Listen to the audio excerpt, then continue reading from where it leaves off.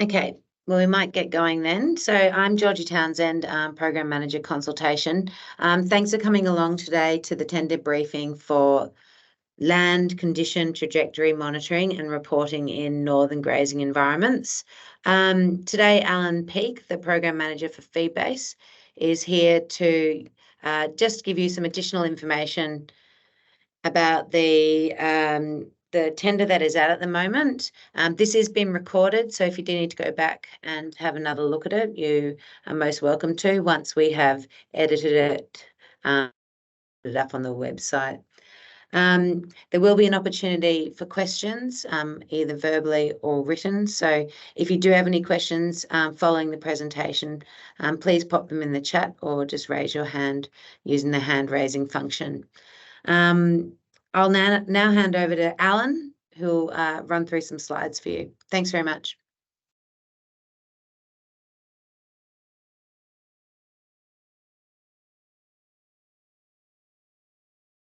G'day everyone, thanks for joining us. I'm going to just run over some slides very briefly that if you have read the terms of reference, they will not be giving you any more new information.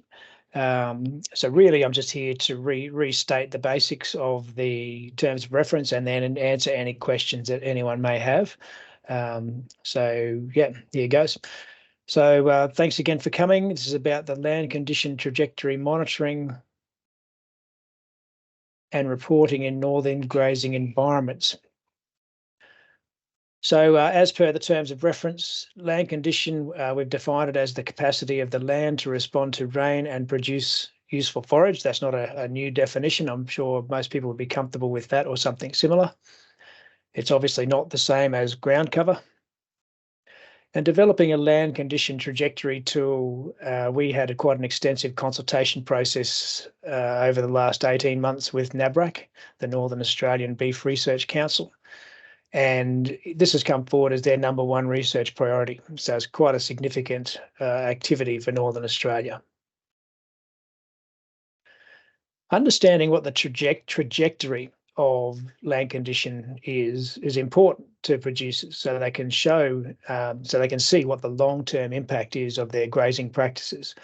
It's quite different to sort of understand how your trajectory has changed over the last 20 years compared to just getting a point in time now as to what your land condition is. So it's showing people how it changes over time is very valuable. The terms of reference is also asking that as the tool is developed, it also must provide estimates for improved productivity. So we're trying to give producers incentive to do something different if their land condition is not the greatest. What is the potential for improved productivity if their land was restored to improved condition? Accuracy is an important part of the tools at paddock scale. Very important to gain and retain producer trust. We don't have accurate tools, they're not going to achieve wide adoption. And co-design with producers is also critical to make sure that producers have been consulted and are engaged with what's being proposed and it makes sense to them. So the final... Hello? Can you hear us, Phil? Yep. Okay, sorry. That's okay. I haven't told anyone anything new. I'm just talking through some very brief slides on what's in the term of reference. Okay, sorry. So this is my final slide. So basically, this is an MDC funded call. That means there's a 40-60 ratio, and under our current MDC funding rules, we're looking for a 40-60 ratio, which means MDC managed by MLA will supply $40,000 to match $60,000 of external partner contributions. That's the proportion that we're looking for. And an 8 to 12% access fee applies to these projects. For those of you who are familiar with MDC, you'll know what an access fee is. And the access fee is to be split according to the same 40-60 ratio between the research partner and MLA. So that's a very basic introduction. Everybody in the room hopefully has read the terms of reference. I haven't got new information for you because we think that the term of reference is pretty comprehensive.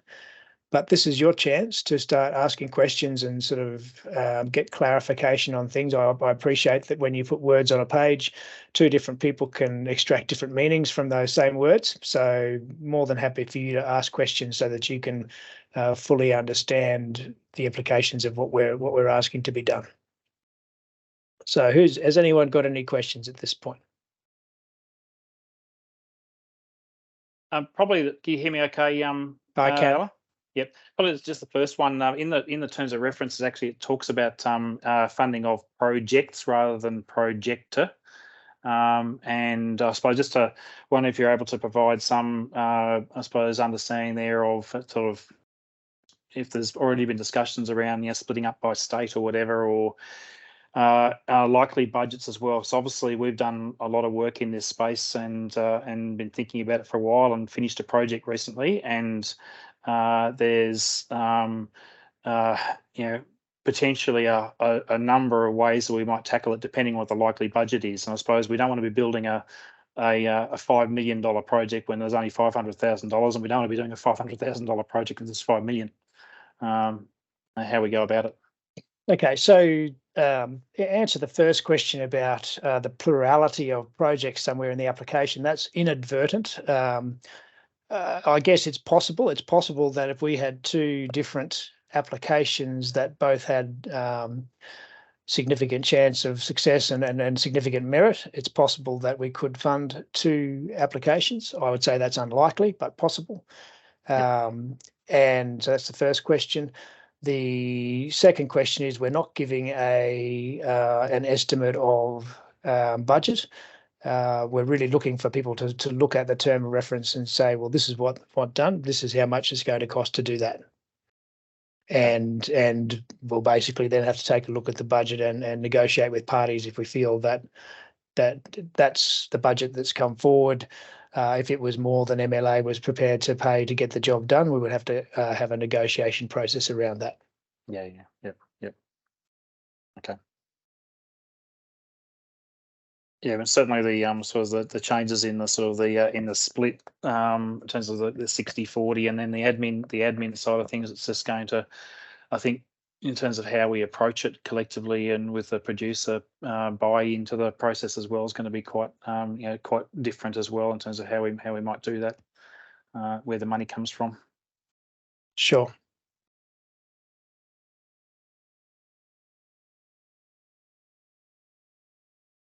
Anyone else got any questions that they'd like to throw forward?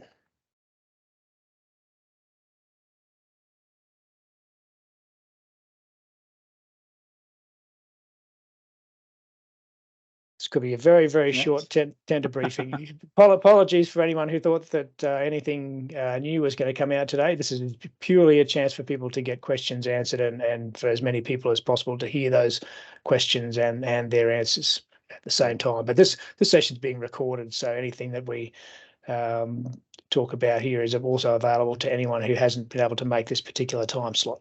Yeah. Maybe, I don't know whether this is possible, but I suppose we've got a few people that are obviously interested in this at the moment on the line here. Some of those names, actually quite a few of the names I can see but don't sort of recognise. But I don't know whether clearly this needs to be collaborative exercise, and both from a government perspective, from a private sector perspective, in terms of the role that we're playing in the industry and wanting to play, the research groups, the state agencies, and the individual producers themselves. And so I would have thought that basically there's most of those various interests need to be dealt with in the project, which is sort of what we try to do day to day anyway. But I suppose in terms of the people that are on the call here that I don't know, and willingness to collaborate as well, I suppose we our default position is collaborate wherever we can. So maybe if this is an opportunity to basically to try and identify those people that are willing to collaborate, or whether they want to go it alone, how we best do that. Thanks, Phil. Yeah, we're more than happy. Always keen to see collaborative projects come forward to pull together the best expertise from whichever organisations they exist in. Yeah. So I don't know, how do we get across that, given that we haven't? So like, I'm basically, as far as I'm concerned, happy to share our details, and basically for anyone that wants to sort of have a collaborative just conversation or explore opportunities for collaboration, just a matter of whether there's others on the call here that are willing to do the same. So just to be clear, this is Phil Tickle from SIBO Labs who's speaking at the moment. If anyone's not familiar with Till, you're more than welcome to get in touch with him. Yep.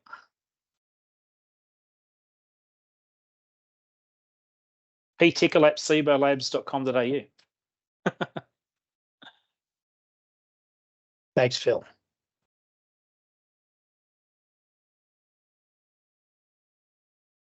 Does anyone else have any questions? Everybody sort of understands the basics of what we're trying to do. Don't have any particular concerns with what's being requested. No, all right. Thanks very much, Alan, and thank you for joining the tender briefing this afternoon.